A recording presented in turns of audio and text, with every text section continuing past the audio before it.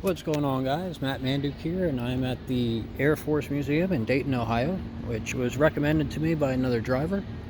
And of course, I'm going to do what I always do when I do a museum, and that's I'm not going to show you everything because this place is huge and I could be here for hours and hours. And I'm going to, give you a highlight reel, and you can come and check it out for yourself if you wish.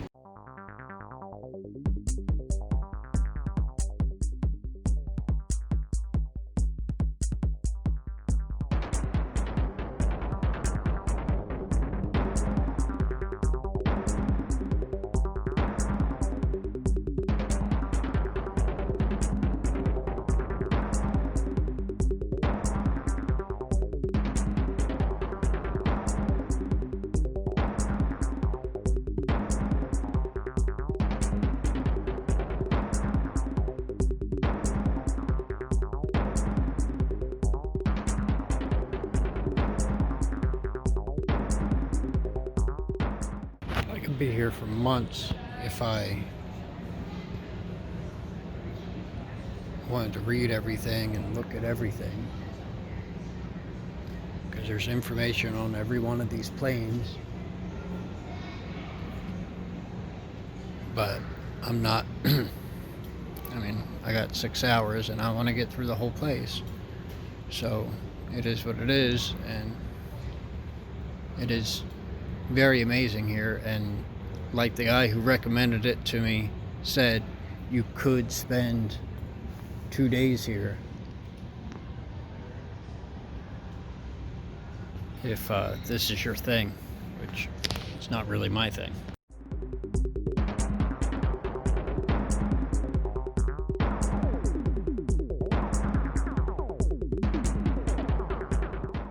And this, as big as it is, including the atomic bomb, and there's a little version. There's the weapon that ended Japan's reign. There's a video over there that's explaining how they were doing their kamikaze runs. At first, kamikazes appeared only during the day. This thing is huge compared to many of the other planes in here, but it needed a massive range and to be able to handle a lot of weight.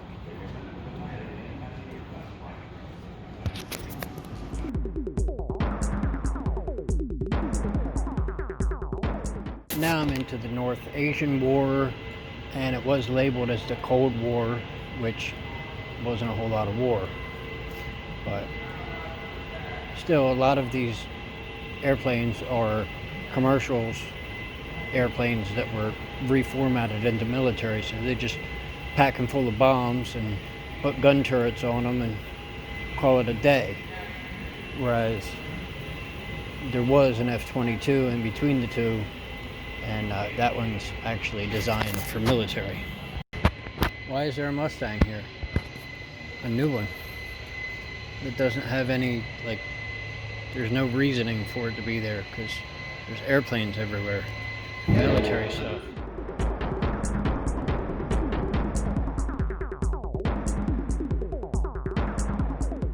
That was all Vietnam. This is the Cold War. I know I saw it somewhere, I just didn't quite gather it. And yes, they explain all of these. Okay, I needed to sit anyway. Now I'm in a cockpit for, I'm assuming that. I don't know, because it didn't tell me, and I'm like next to it. But there is a cockpit for one of the other ones over there, because I'm watching a girl get into it. But it actually moves everything. It just, you don't see anything. It doesn't have, it's not like a simulator where it has a screen or anything where you would have any idea what any of this stuff does unless you were trained. I assume that's a CB because it says channel on it.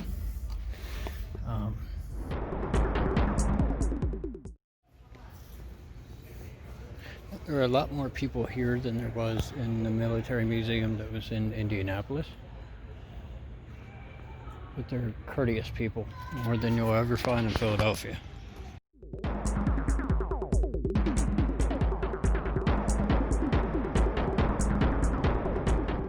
So after lunch at the cafe, they get into some space and, rockets, which it is hot up here, but I like these secluded areas where I can hit my e-cig while nobody's looking.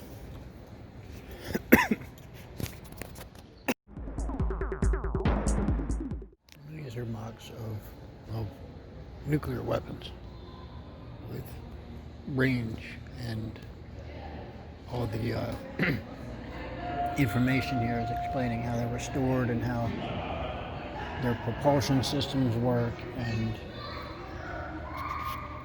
what kind of range they have, but none of them say what the speed is. But 330,000 pounds intercontinental ballistic missile.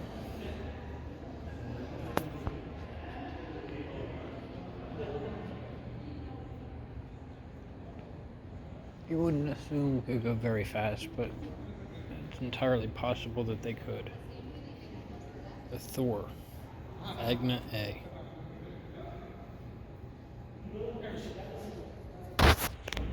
And then this is space, which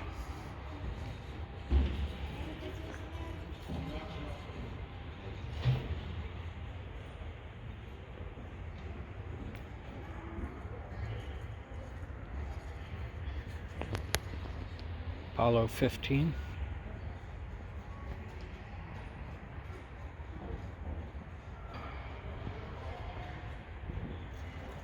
And this was the actual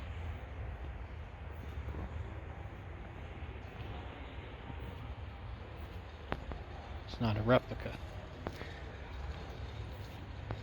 which is pretty impressive. The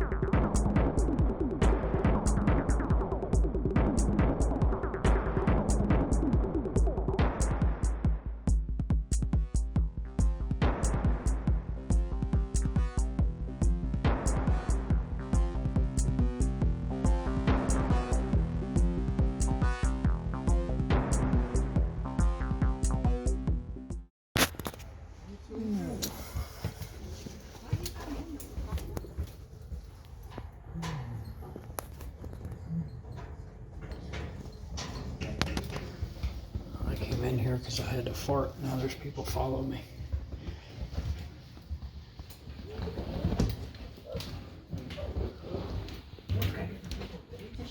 I mean, it was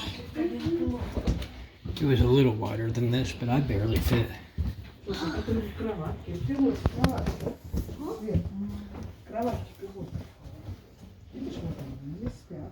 Oh. Oh.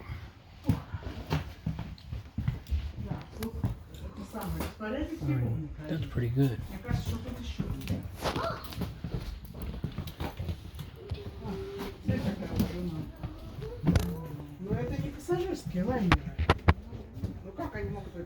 And I assume the toilet's on the way. Yeah. They tell you to watch your head on the way out. I don't know if I'm going to be able to go into next aircraft. Walk through is that way, so I guess I can go through quite a few. This being the plane that they used for Eisenhower, which is much more spacious. It looks very similar to the inside of the train cabs from the Durham Museum that I checked out in Omaha. Got a full kitchen.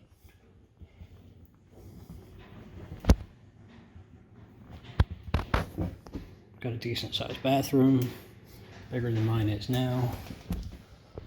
The sleeper berth is over seating.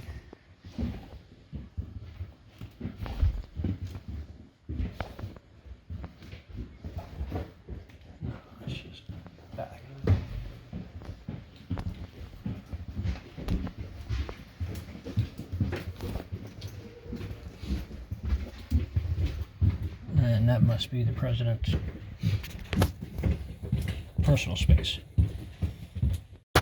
This must be getting more modern because, well, it's much more spacious. This requires 3, maybe even 4 people to operate.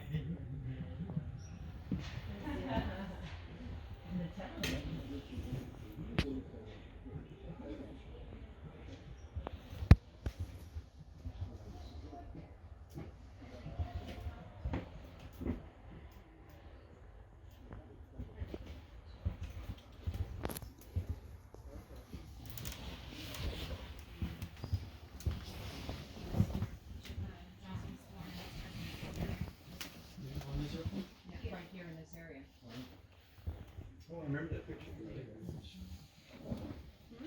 Because they were taking his body.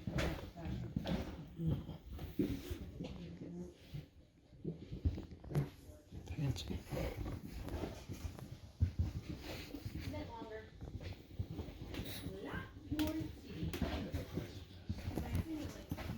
Corded phones. Yeah, the music, yeah. Cheese kitchen. There's like an oven.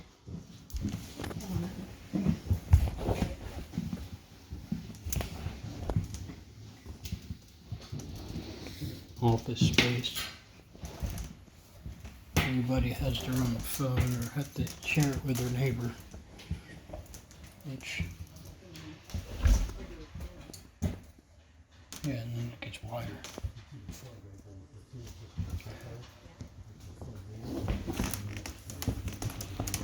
It's thinner. Second kitchen. This one's much bigger too.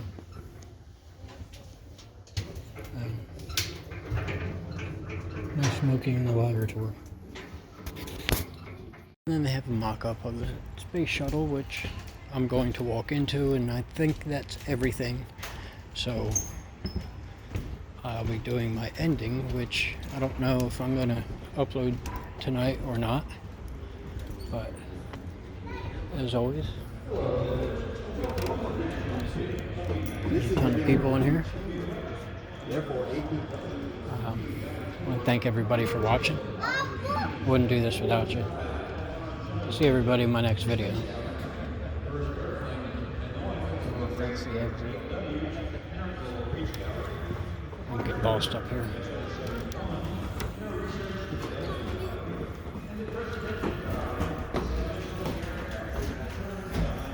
Wheelchairs.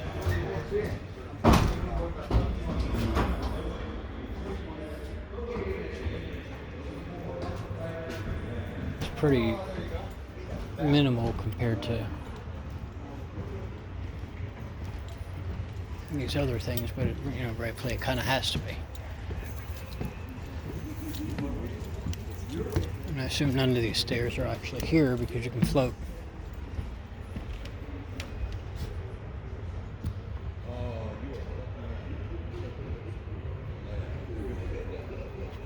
Oh, that's a lift that was put in for wheelchairs. But there you have it. The U.S. Air Force Museum in Dayton, Ohio. Hope you enjoyed it.